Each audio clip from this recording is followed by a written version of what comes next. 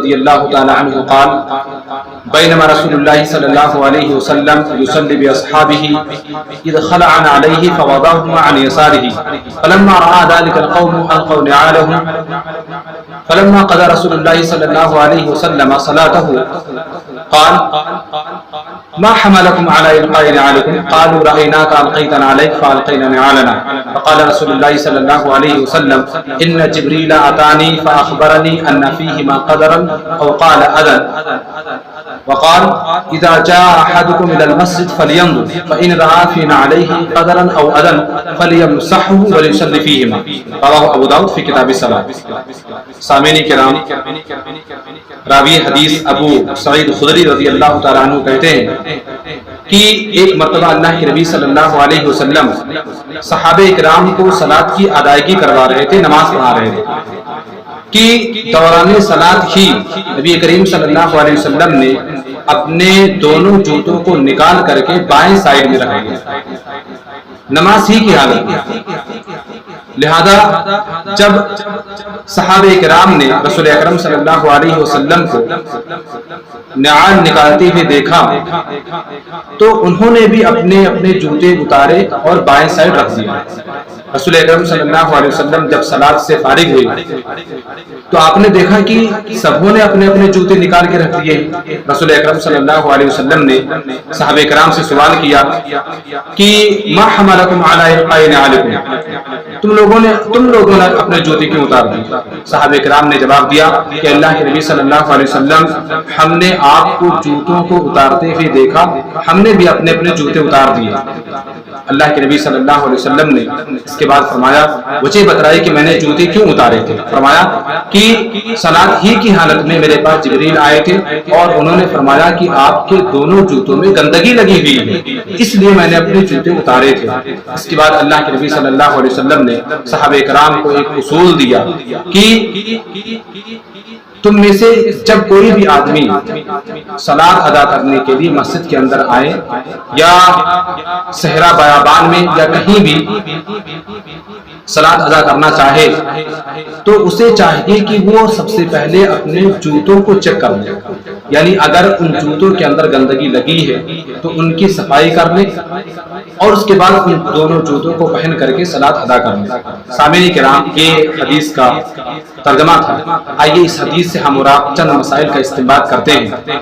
سب سے پہلا اور اہم مسئلہ یہ کہ جوتوں کو پہن کر کے صلاۃ ادا کرنا یہ جائز ہے۔ ہمارے اندر کیا مشہور ہے کہ بہت سارے لوگ صلاۃ میں جوتوں کا پہننا یا جوتوں کا استعمال کرنا، خاص طور سے صلاۃ جنازہ میں بہت سارے لوگ جوتوں کو اگر پہن کر کے کھڑے ہوتے ہیں تو لوگ بہت ہی بری نگاہ سے دیکھتے ہیں، اسے معیوب سمجھتے ہیں اور یہ نصیحت کرتے ہیں کہ جوتوں کو نکال دو۔ سامعین کرام، معلوم ہونا چاہیے کہ جوتوں کو پہن کر کے صلاۃ ادا کرنا یہ جائز ہے، شرط یہ ہے کہ جوتا صاف ہو، اس کے اندر گندگی نہ لگی۔ اسی طرح سے دوسرا اہم مسئلہ معلوم ہوا کہ اگر دوران صلاۃ کسی کا فون آ جائے، کوئی اگر ہمیں کال کر دے تو صلاۃ کی حالت میں اس آدمی کے فون کو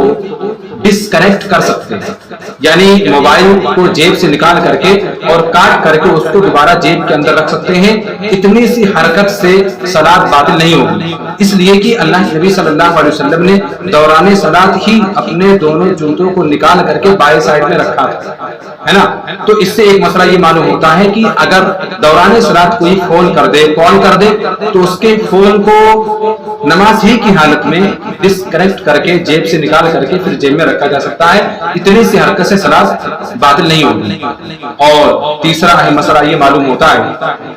کہ اتباع کسے کہتے ہیں۔ اتباع کا معنی یہاں ہمیں اور آپ کو پتہ چلتا ہے، اتباع کا مفہوم، اتباع رسول کسے کہتے ہیں، یہ چیز ہمارے اور آپ کے سامنے کھل کر کے آ رہی ہے کہ رسول جو بھی کہے، جو بھی کرے، اس کو چپ چاپ کر لو, سوال نہ کرو کہ اللہ کے نبی صلی اللہ علیہ وسلم نے ایسا کیوں کیا, اس میں عقل نہ لگاؤ, اس میں عقلی گھوڑا نہ دوڑاؤ. اب دیکھیں صحابہ کرام کا عمل کیا تھا. اللہ کے نبی صلی اللہ علیہ وسلم نے اپنے جوتوں کو اتار کر کے بائیں سائڈ میں رکھا. صحابہ کرام نے دیکھا کہ میرے نبی نے, ہمارے نبی نے جوتوں کو اتار کر کے بائیں سائڈ میں رکھا ہے, انہوں نے بھی اپنے اپنے جوتے اتار کر کے بائیں سائڈ میں رکھ دیا. اللہ کے نبی صلی اللہ علیہ وسلم نے جب سوال کیا, پوچھا کہ ما حملکم علی القاء علیکم, تم لوگوں نے اپنے جوتے کیوں اتار دیے؟ بڑا پیارا جواب دیا صحابہ کرام نے, فرمایا قالوا رأیناک القیتنا علیک فالقینا نعالنا, اے ہمارے نبی ہم نے آپ کو جوتے اتارتے ہوئے دیکھا, ہم نے جوتے اتار دیے. سامعین کرام, یہ ہے اتباع, اسے کہتے ہیں اتباع رسول, اسے کہتے ہیں اللہ کے نبی صلی اللہ علیہ وسلم کی ایک ایک حرکت کو نقل کرنا, ایک ایک حرکت کو اپنانا بلا سوال کیے بھی.